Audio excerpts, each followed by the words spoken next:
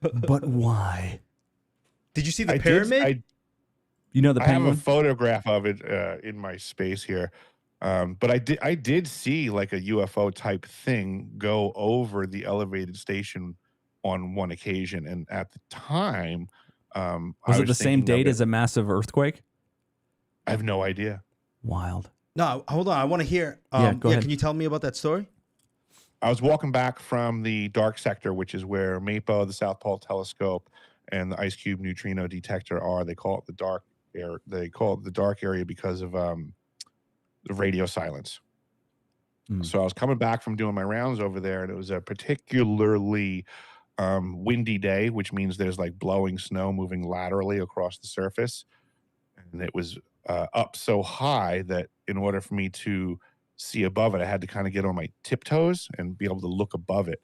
I had been walking non-tiptoed and lost in the snow for a while, to the point where I was starting to get concerned that I might have lost my bearings.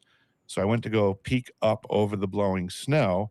And when I did, I was looking at the elevated station, which was the destination I was trying to target. And as I was looking at it from my left, and then thus going all the way to my right, from horizon to horizon, I saw this gigantic fireball rip across the sky so fast, it's like mind-numbing. I fucking told you. That dude, was the this was a cryo good building. one. I fucking knew it. Parallel to the horizon. It wasn't dropping, it wasn't going up. And as far as I'm concerned, it's, a controlled flight path, or would have dropped and hit. So what do you think it was? I don't know. I don't like to speculate on things more. I'd rather just share what I saw, it's just what so I curious. know. Yeah, I mean, because in reality, I'm open to all possibilities, so I don't know. It's something, it's unidentified. Jerry Lee Lewis is in the background. Everyone that goes to Antarctica sees fucking UAP. Everyone, dude. It's a hot spot. Not Helen Keller. Yeah, I mean, well, I don't doubt it. She was pretending. I think there's something to be said. I mean, I can't spew all my links of where I've read things, but through the years, I've come across a bunch of stuff, and I think there's something to be said that whatever these systems are that can get on and off of planet or on and off of the moon, for some reason, there seems to be a preference to enter or exit the, whatever you want to call it, the airspace, the energy space from the southern pole. Is it because the magnetic field is weaker? I don't know. Do you believe that we have bases on the moon? I would believe that. Yeah, I'm not opposed to that concept. I've heard that they lie about so much stuff on technological advancement that wouldn't surprise me in the slightest. Did you feel any presence of evil down there? Or like dread? He's laughing. That's all right. I got to get my Antarctica This is why questions answered. This is why Bach is the co-host, bro. He asks the best questions. You're going right to the throat here. It's great. I gotta know, Eric. We used to say all too frequently, this place isn't hell, but you can see it right over there. Fucking told you. It's not just because it's freezing. Bach has been saying that the South Pole is Satan's throne for like weeks to me. I don't know what he's talking about. Now you're telling me about flying fireballs and he's seen a UAP. Did you see the Antarctic pyramid, sir?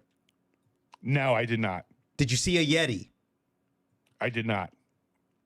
All right. Well, that's about all my questions. Unless you're talking about the girl from logistics. Oh, is anybody down there armed? Yes, it was. Well, I'll say, I believe so. It's my understanding. Who brings a gun to space? Eric. The winter site manager, it was my understanding, would have had access to a firearm. The problem for my winter season, Chase, I don't know where you were in the world at the time for winter 2011 South Pole, which was, this would have been July, August, September for the U.S. folks. We were all over the news. My winter site manager went bonkers and Like was postal? requesting an evac and potentially was armed. Oh, so he lost it. So he felt the dread. It's like some 20,000 Leagues Under the Sea. It's like that movie, The Sphere, based on the Michael Crichton book with Samuel Jackson's in the movie. What, they find a sphere that turns. So There's this mysterious. it was starting to get like a horror movie. It was pretty wild. So we had been there for many months at this point. Okay, I assure you, everybody was in full comfort, walking around in their devastated Carhartts and their boots and their cold weather gear. Right, that was standard attire for everyone. Okay. When the winter site manager had issues, all of a sudden, out of nowhere, she was walking around that facility in full business attire, heels, makeup, everything, like to the nines. And it was the weirdest thing because she was also going crazy and was dressed. Wow. So she dressed really for well. office work, like in Manhattan. Yes. Out of nowhere, after being there for like, I don't know, 8 to 10 months, she just shifted. That's like storming the beach at Normandy in a tuxedo. Yeah. Yep. With a grin on. She had a serving grin. biscuits to people. Oh, Yeah, fuck she, that, yeah. dude. You want to know how I got these scars? Dude. She's Yeah, fucking so we losing her started mind.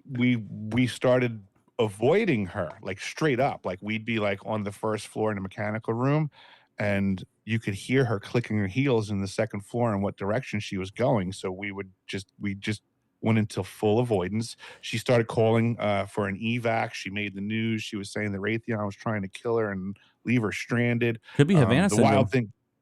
Well, welcome to the big picture, right? My crew started going Eric, crazy. I clogged the toilet again.